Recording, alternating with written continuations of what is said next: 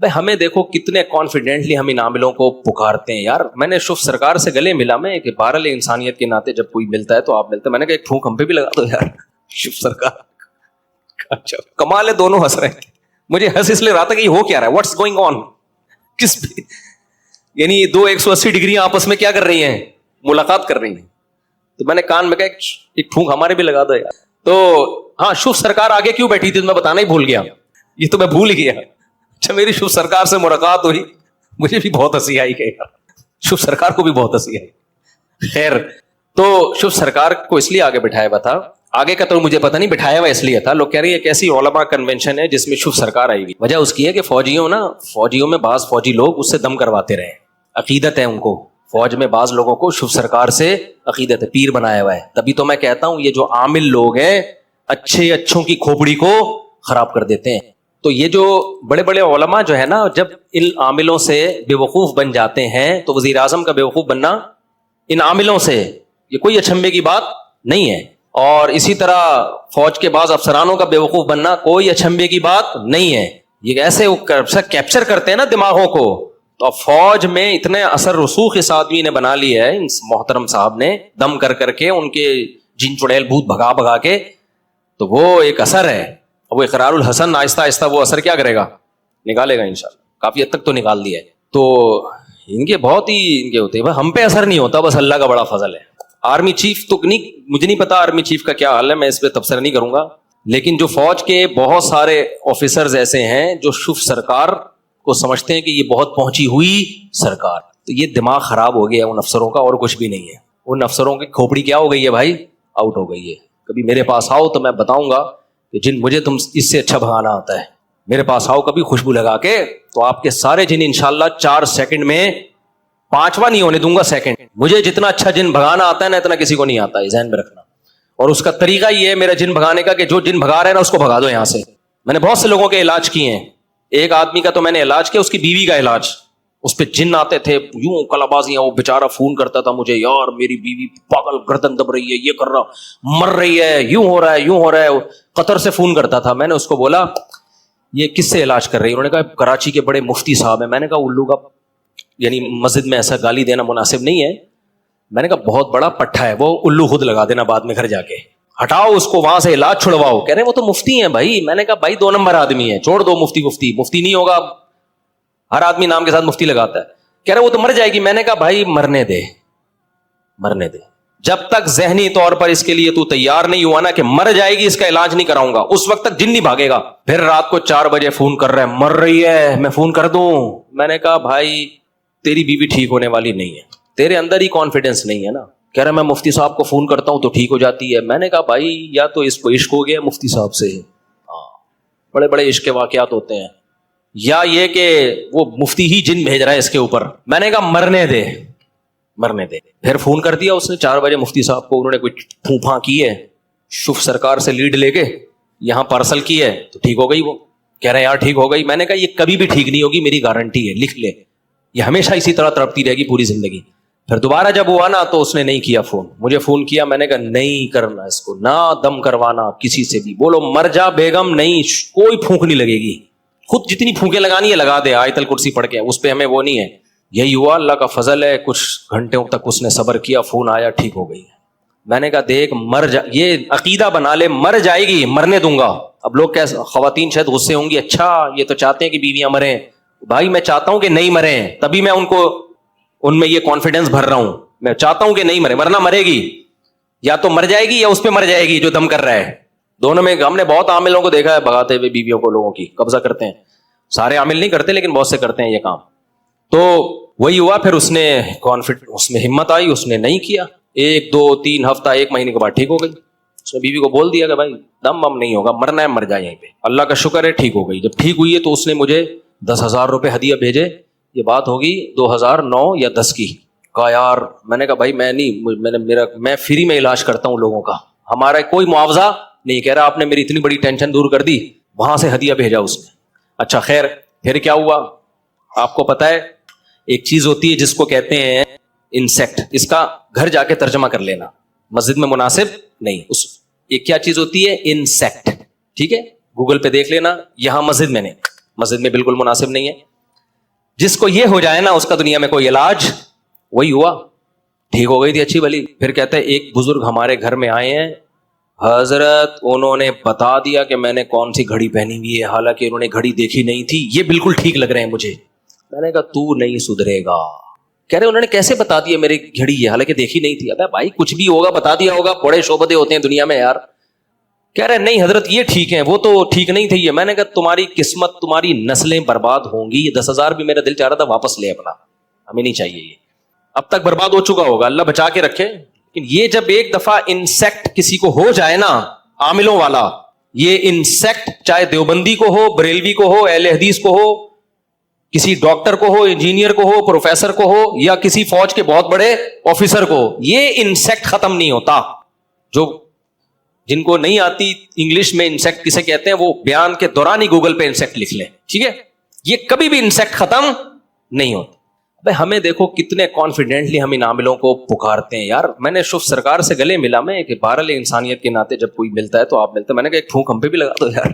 شوف سرکار اچھا کمال ہے، دونوں ہنس رہے ہیں. مجھے ہنس اس لیے رہا تھا کہ یہ ہو کیا رہا ہے، واٹس گوئنگ آن، کس یعنی دو 180 ڈگری آپس میں کیا کر رہی ہیں، ملاقات کر رہی ہیں.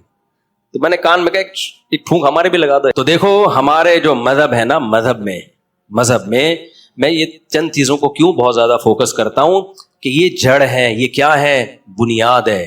جب تک یہ بنیاد ٹھیک نہیں ہوگی آپ دین اور مذہب کو فالو نہیں کر سکتے. تو میں اس کی مثال دے رہا تھا کہ اللہ تعالیٰ چاہتے ہیں ہم پریشان رہیں یا خوش رہیں. بولو، یہ جو اللہ نے کہا نا کہ ہم تمہیں آزمائشوں میں ڈالیں گے لیکن جو لوگ صبر کریں گے اور کہیں گے ہم اللہ کے غلام ہیں، تو یہ اللہ نے ہمیں آیت کیوں بتائی ہے؟ تاکہ ہمارے دل میں غم کو برداشت کرنا آسان ہو جائے، ہم غمگین نہ ہو. کیونکہ غم تو آئیں گے، یہ ہو نہیں سکتا کہ دنیا میں پریشانیاں نہ آئیں، یہ ناممکن ہے.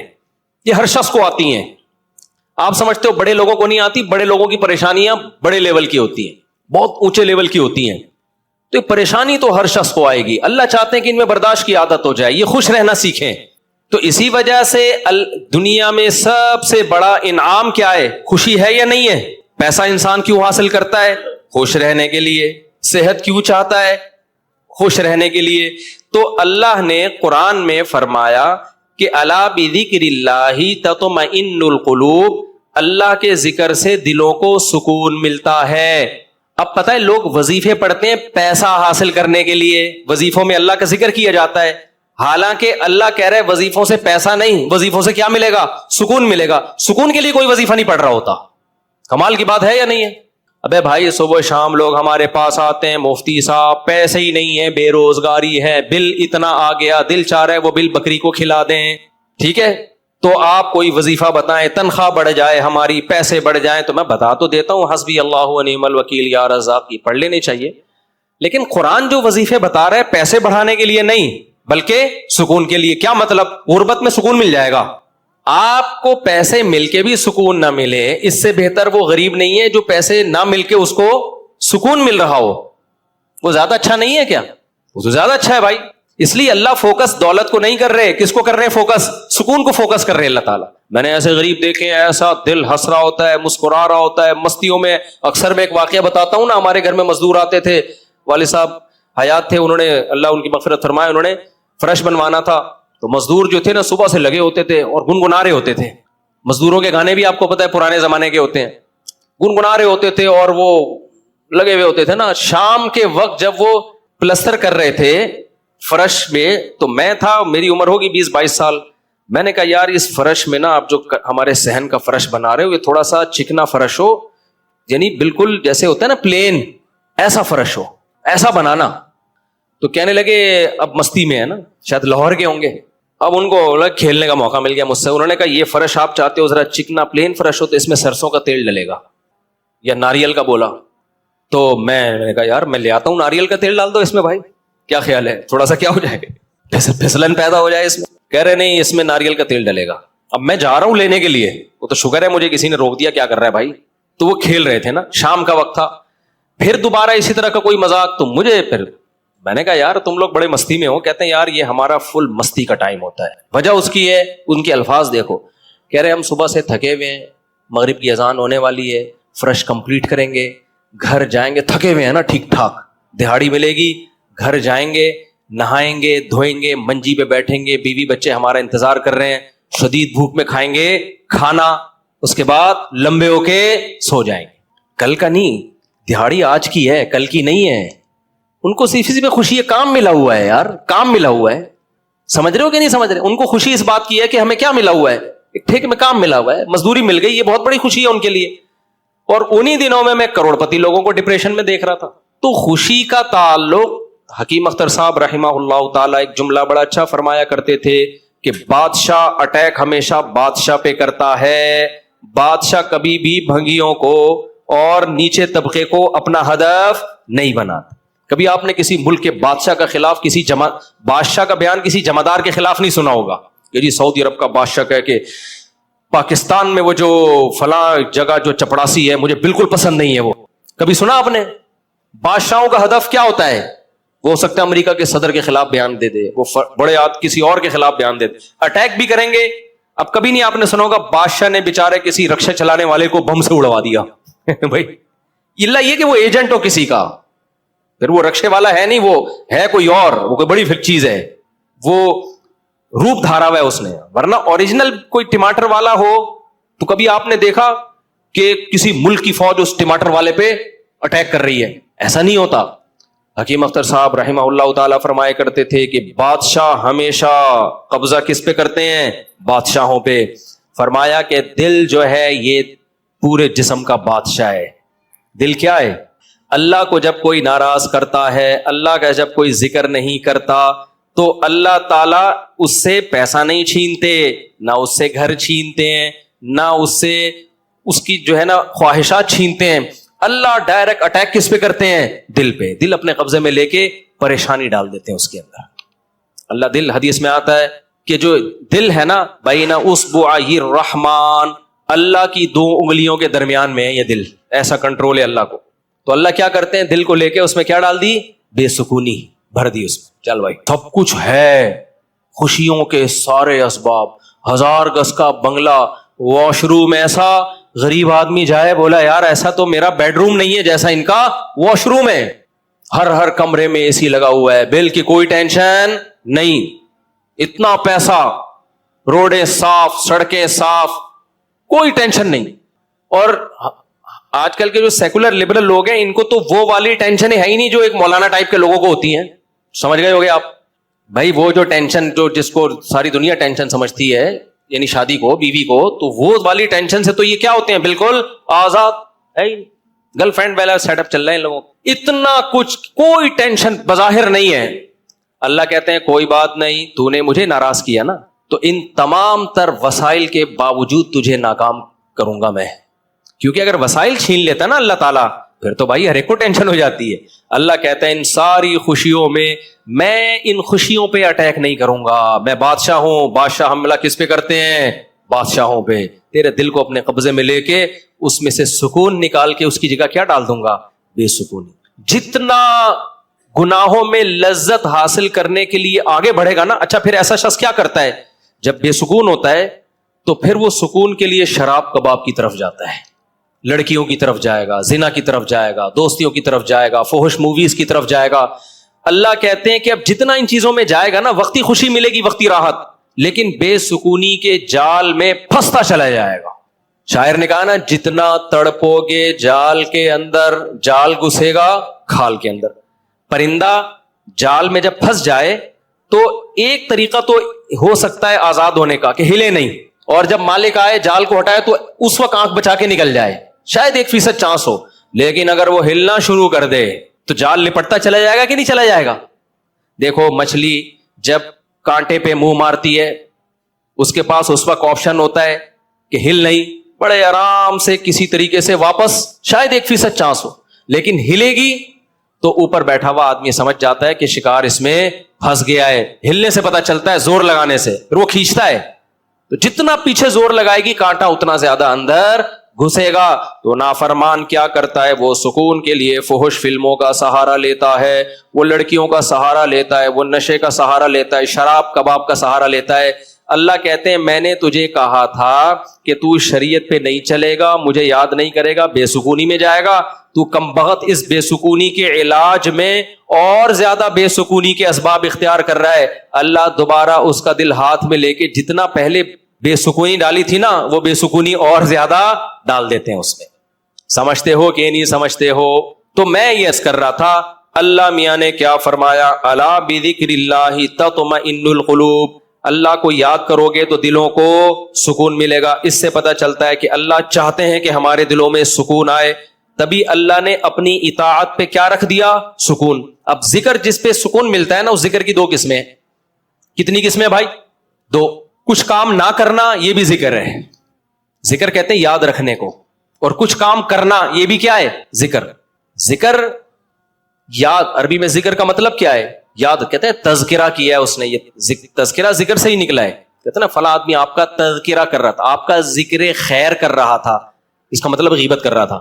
آج کل مطلب یہی ہوتا ہے اس کا, کیا نا آپ کو یاد کر رہا تھا, اس کا مطلب برائیاں ہی کر رہا ہوگا. اچھائی آج کل مارکیٹ میں اچھائی بیان کرنے والے شارٹ ہیں. تو ذکر کا مطلب کیا ہے بھائی, یاد رکھنا. تو اللہ کہتے ہیں جو اللہ کو یاد رکھتے ہیں ان کے دلوں میں کیا پیدا ہوتا ہے, سکون. اور اللہ نے کہا الا, خبردار. یہ اللہ کا لفظ تنبیہ کر رہا ہے کہ اس بارے میں دوسری رپورٹیں بھی ہیں. کچھ لوگ کہتے ہیں اس کام سے سکون ملتا ہے, کچھ کہتے ہیں اس سے سکون. اللہ کہتے ہیں الا, خبردار, کسی کی باتوں میں آنے کی کوشش مت کرنا. یہ اللہ کا لفظ جو ہے نا, یہ اس لیے لگا دیا, خبردار, یہ ساری فیک نیوز ہیں, یہ سب پروپیگنڈا ہے. دل میرے ہاتھ میں ہے تو سکون بھی کس کے ہاتھ میں ہوگا, میں جو چاہوں اس میں ڈال دوں. سکون ایک ایسی چیز ہے اپنے اختیار سے کبھی آتی نہیں ہے. آپ خوش رہنے کی کوشش کرو, تھوڑا سا کچھ اسباب اختیار کر لو گے, اس سے زیادہ نہیں ہوگا. جن لوگوں نے خوش رہنے پر کتابیں لکھی ہے نا, ان میں بہت سے خودکشی کر کے مرے ہیں. سمجھ رہے ہو, کتابیں لکھ گئے کہ خوش ایسے رہتے ہیں. کتاب لکھ کے جب وہ چلی نہیں مارکیٹ میں تو اسی سے ڈپریشن میں چلے گئے. وہ یار یہ چل کیوں نہیں مارکیٹ میں, کیا خیال ہے بھائی, یہ بک کیوں نہیں رہی, اتنی محنت سے ہم نے لکھی ہے. اسی سے کیا ہو گئی, ان کو ڈپریشن ہو گئی. خوشی پہ ورک شاپ کرنی تھی, پبلک ہی نہیں آئی, اسی سے ٹینشن میں چلے گئے. یار پبلک تو ہے ہی نہیں, سارے پیسے ضائع ہو گئے. تو وغیرہ وغیرہ بہت سارے مسائل ہیں لوگوں کے ساتھ بھائی, سب کے ساتھ ہی ہوتے ہیں. تو اللہ میاں نے کہا کہ یہ دل کسی موٹیویشنل اسپیکر کے ہاتھ میں نہیں ہے. آج کل گورے بہت ورک شاپس کروا رہے ہیں نا, خوش رہنا خوش رہنا. تو اللہ کہتے ہیں کہ دل اور دماغ یہ دو چیزیں کس کے کنٹرول میں ہیں, میرے. تبھی میں نے نیند پر اتوار کو بیان کیا, وہ لازمی سن لیے گا. نیند بھی کس کے کنٹرول میں ہے, اللہ کے. نیند کی گولی نیند کے اسباب پیدا کر دیتی ہے. ماہرین کہتے ہیں کہ سوتا آدمی اپنی طاقت سے ہی ہے, سلا کوئی نہیں سکتا آپ کو, کیونکہ دماغ آرڈر کرے گا نا سونے کے لیے دماغ کو, تو دماغ تھوڑی آرڈر کرے گا, دماغ کے اوپر کی کوئی چیز آرڈر کرے گی دماغ کو کہ آپ سو جاؤ. دماغ باقی چیزوں کو آرڈر کر سکتا ہے کہ رک جا, بولنا بند کر دے, سننا بند کر دے, آنکھیں بند کر لے.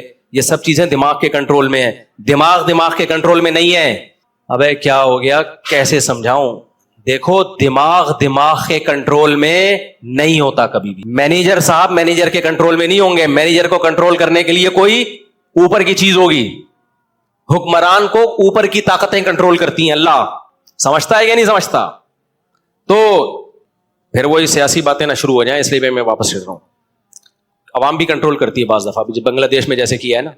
خیر, تو اچھی خبر ہے الحمدللہ, بنگلہ دیش سے بہت اچھی نیوز آ رہی ہے. جماعت اسلامی کے پرانے بیچارے بوڑھے لوگوں کو صرف اس بیس پہ پھانسی پہ لٹکایا حسینہ واجد نے. اس نے لٹکایا کہ پاکستان کی حمایت, سیاسی اختلاف تھا بھائی یہ. اس کے بعد تو وہ بغاوت نہیں کر رہے تھے نا, بہت ظلم مچا کے رکھا ہوا تھا. اچھا, اس پہ بنگلہ دیش میں جو انقلاب آیا اس پہ لوگ میرے بیانات پہ تبصرہ کر رہے ہیں. مفتی صاحب تو کہتے ہیں حکومت کے خلاف بغاوت جائز نہیں ہے. بھائی ہم مسلح بغاوت کے قائل نہیں ہیں. مسلح تلوار لے کے, عوام نے وہاں مسلح بغاوت نہیں کی ہے, مسلح بغاوت نہیں کی ہے عوام نے. پوری عوام جمع ہو گئی تھی. آپ کے ہاں تو عوام ہے, ابھی کیا میں بولوں, کراچی کی تو ماشاءاللہ عوام کو اللہ ہدایت دے, یہ اس ظلم کے خلاف نہیں دھرنا کر سکتے جو براہ راست ان کے اوپر ہو رہا ہے. جو قتل ہو رہا ہے نا کراچی کی گلیوں میں, گٹر بٹر پہ تو بیان ہم نے چھوڑ دیے, ابھی تو قتل و غارت پر بات کرو. جس طرح سے کراچی میں ڈاکوؤں کا راج ہے, بات بات پہ 5-5 ہزار کی خاطر بندہ قتل ہو رہا ہے. کراچی کی عوام اس پہ احتجاج نہیں کر رہی. حسینہ واجد جیسی انقلاب کہاں سے لائے گی بھائی؟ اس لیے ہم کیا کریں, ہم مسلح اس کی بات کرتے ہیں, کیونکہ اگر مسلح بغاوت ہوگی پھر تو خون خرابہ ہوگا, بہت بربادی ہوگی, پھر کٹیں گے لوگ, مریں گے, نتیجہ پھر غیر جو طاقتیں ہیں وہ قبضہ کر لیں گی. اس کے ہم قائل نہیں ہیں. باقی عوام کا عوامی احتجاج وہ اس کا رائٹ ہے, اس کا حق ہے.